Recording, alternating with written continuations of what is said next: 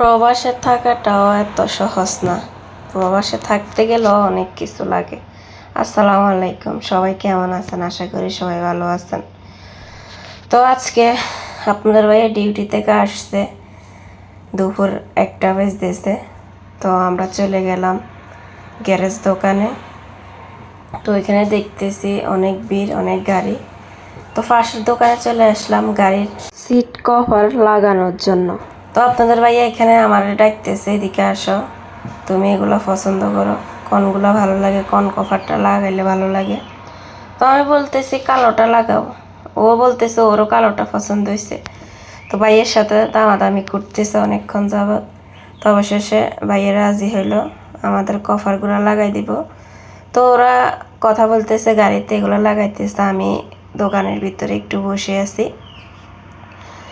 তো এখানে দেখেন সব কিছু বার করছে, ওরা ভাইয়েরা কভারগুলো লাগাইব। তো আমি এখানে দেখতেছি দোকানে কি কি আছে। এগুলো হচ্ছে গাড়ির রিমোট, আমার কাছে ভালো লাগতেছে, ভিডিও করতেছি ঘুরে ঘুরে।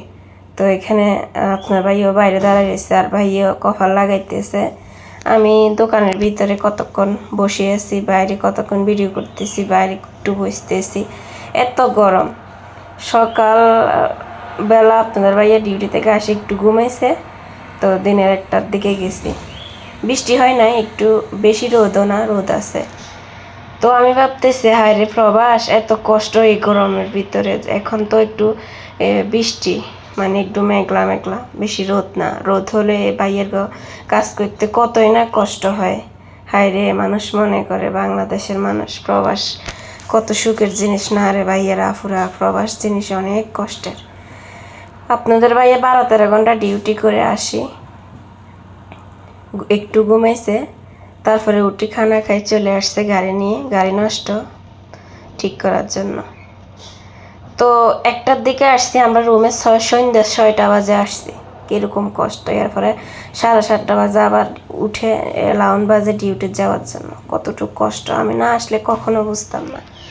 তো যাই হোক, অনেক কথা বললাম। অবশেষে আমাদের সিট বেল্টগুলো কমপ্লিট হয়েছে, আবার ছোটোগুলো রয়েছে, বড়গুলো লাগানো হয়েছে। তো আপনাদের ভাইয়া দেখেন এই ছোট ছোট ব্যাগগুলো নিয়ে বলতেছে, দুষ্টামি করতেছে, বলতেছে আমি ব্যাগগুলা ঢুকাইছি মাথার ভিতরে, এরপরও আমার বরে দেখতেছি, একটা না 2টা ঢুকাইছি, তারপরও তোমার দেখতেছি। ভালোবাসার টান, আমি বলতেছি এটাই ভালোবাসা। অনেকক্ষণ দুষ্টামি করলাম। তো দোকানদার ভাইয়া দেখেন হাসতেছে আপনাদের ভাইয়ের এই কাহিনি দেখে। তো ওরে ভাইয়ের টাকা দিয়ে চলে আসলাম। এই ভাইয়া দেখতেছে এখনো লাগাইতেছে এগুলা। তো মাশাল্লাহ দেখেন গাড়িটা অনেক ভালো লাগতেছে। দেখেন এখন কভারগুলো লাগানো কমপ্লিট। এখন আমরা চলে যাইতেছি গ্যারেজ দোকানে। তো ওইখানেও আমাদের গাড়ির অনেক কি জানি গাড়ি নষ্ট হয়েছে, আমার সঠিক মনে নাই। ওইটা এখন লাগাইবো ওরা, ভাত খেয়েছে দুপুরের। তো ও এগুলা ঠিক করতে করতে আমি অনেকক্ষণ বসিয়েছি, এগুলা ঠিক করছে। আপনাদের ভাইও ঘুমে, আমিও ঘুমে অস্থির। সন্ধ্যা 6টা বাজছে, তারপরে রুমে আসছি। তো আজকে এই পর্যন্ত। ভিডিওটা ভালো লাগলে শেয়ার করবেন।